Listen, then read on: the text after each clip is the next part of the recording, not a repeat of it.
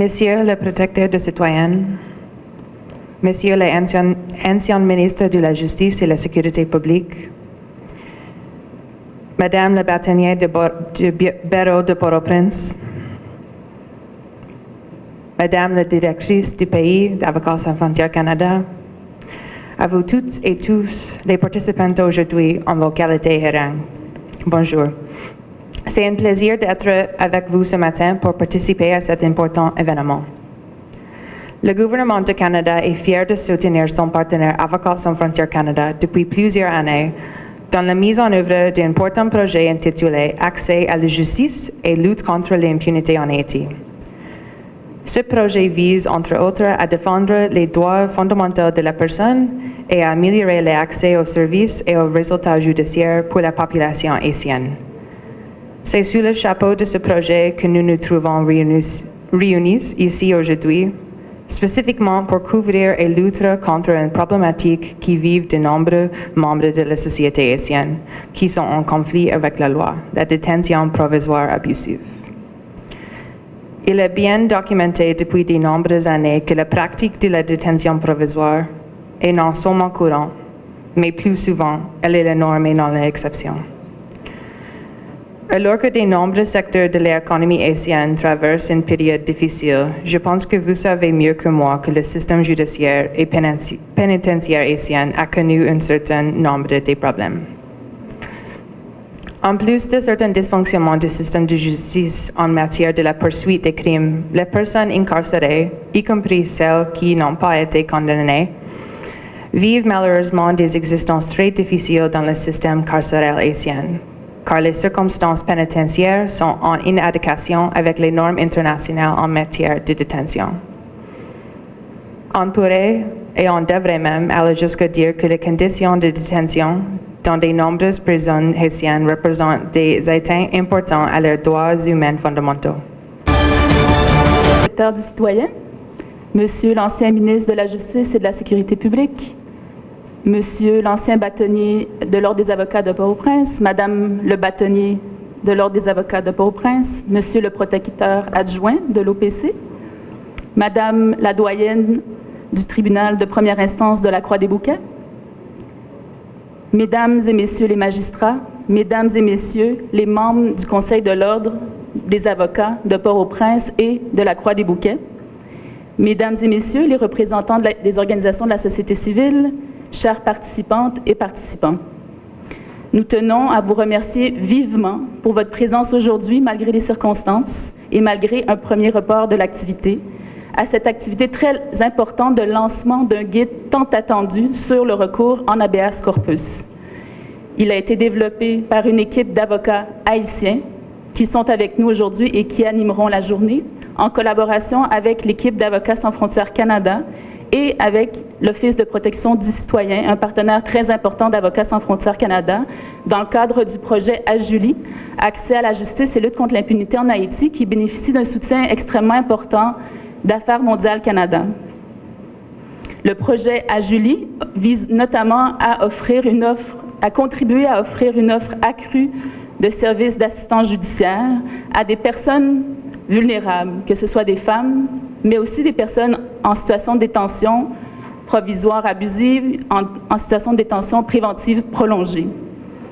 Avocats sans frontières Canada a démarré, comme l'a souligné Monsieur le Protecteur, un programme d'assistance judiciaire en 2018 afin de venir en aide à des détenus en situation de détention préventive prolongée.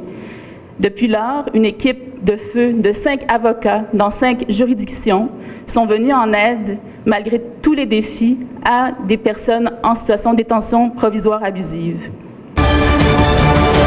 À ce niveau, il est utile de souligner que le recours en habeas corpus ne s'inscrit dans aucune temporalité.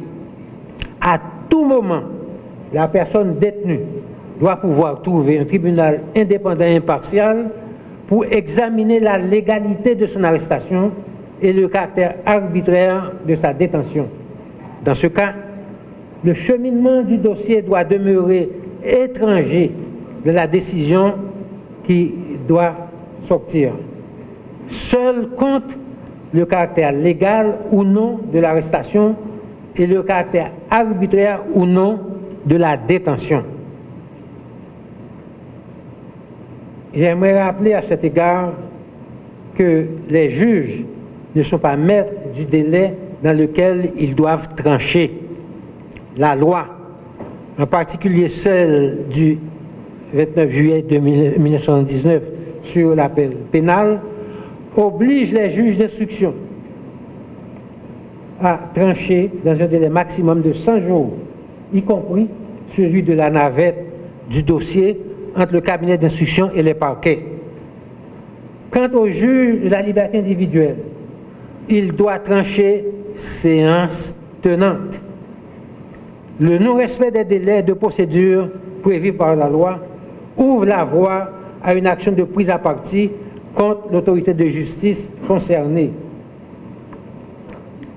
Chers amis, le guide qui vous est présenté aujourd'hui vient combler un vide immense dans la façon de faire des défenseurs au quotidien.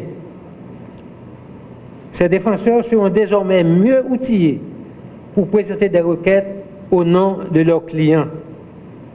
Au juge de la liberté individuelle, il apportera un éclairage très fort.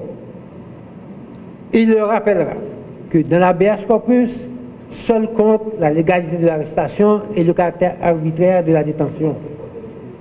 Il viendra rappeler aux juges de la liberté individuelle que devant leur fils, le parquet est une partie et comme tel n'a plus de droits que les autres parties.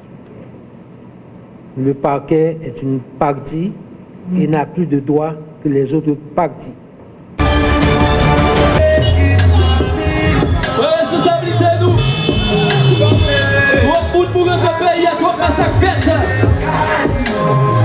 Coupé goumé.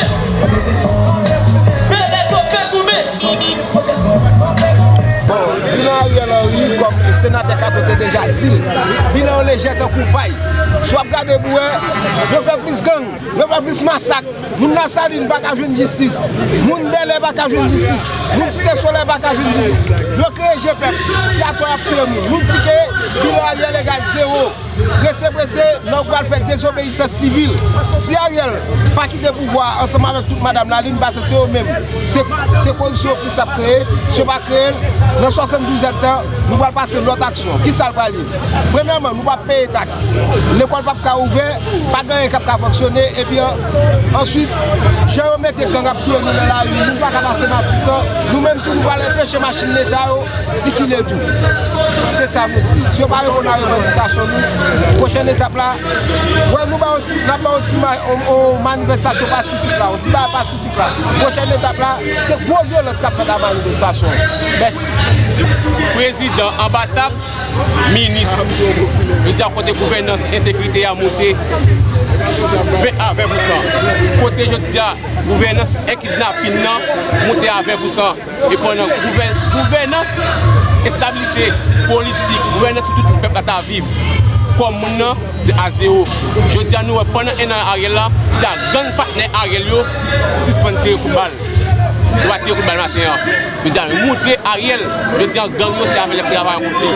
Depuis les Ariel pour les payants, je dis à la justice là qui c'est symbole l'État, non mais gang yo, gang partenaire Ariel yo. Ariel pas me dire rien. Ariel Campbell dit c'est faux menti, je la suis bail. Je dis pendant un an gouvernance corruption a taillé dans la République. Pendant un an, Fatra a fait mon explication dans la République. Je dis à côté de nous, Ariel fait silence pour ces jeunes qui ne regarder. Pendant un an, il fait plus que 28 montées de solidarité à Ravette Blanche à l'étranger qui a un problème. Pendant ce temps, les quatre peuples de soleil là, peuple Matissan, peuple Quoi des bouquets dans le respect, nous ne savons pas mon même.